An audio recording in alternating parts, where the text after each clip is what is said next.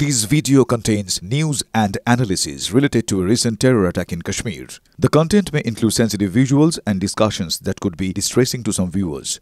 Viewer discretion is advised. We strongly condemn all forms of violence and terrorism. The purpose of the content is solely to inform and create awareness based on verified reports. যে পাকিস্তানের কাছে যা drone ওরা যে ব্যবহার করছে ভারতের বিরুদ্ধে, they are not as effective যেটা ইউক্রেন ওয়ারে ছিল। তার মানে যে তুরস্ক যে ড্রোনস দিয়েছে পাকিস্তানকে, probably they are not of the same generation, প্রথম কথা।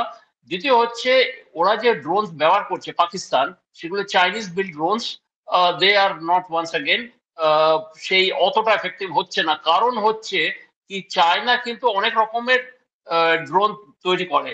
একটা হচ্ছে একদম টপ জেনারেশন, যেটা অনেকটাই দামি। পাকিস্তান যে ড্রোন ব্যবহার করছে, it seems to be cheap version of the Chinese build drone system. আমাদের কাছে যেই স্টক আছে, আমরা প্রায় 50 দিন কন্টিনিউয়াসলি লড়াই করতে পারি। পাকিস্তানের কাছে সেরকম ক্ষমতা নেই।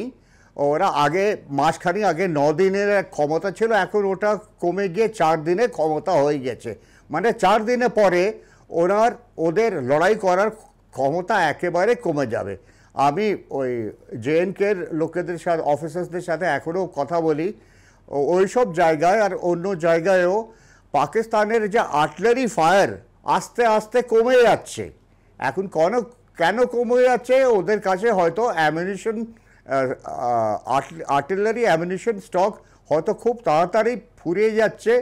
আর ওদের যে অন্য দেশ থেকে সমুদ্রের রুট থেকে যে কবে রিসাপ্লাই আসবে কেউ জানে না। পাকিস্তান ভেবেছিল ইন্ডিয়া একটা সূক্ষ্ম জবাব দেবে শুধু পিওকেতে, তো ওরা সেরকমভাবে তৈরি ছিল। কিন্তু ইন্ডিয়া এরকমভাবে জবাব দেবে সেটা ওরা ভাবতে পারেনি। ইন্ডিয়ার কাউন্টার রেসপন্স দিয়েছে, ওটা হয়তো পাকিস্তানকে একেবারে নড়িয়ে দিয়েছে।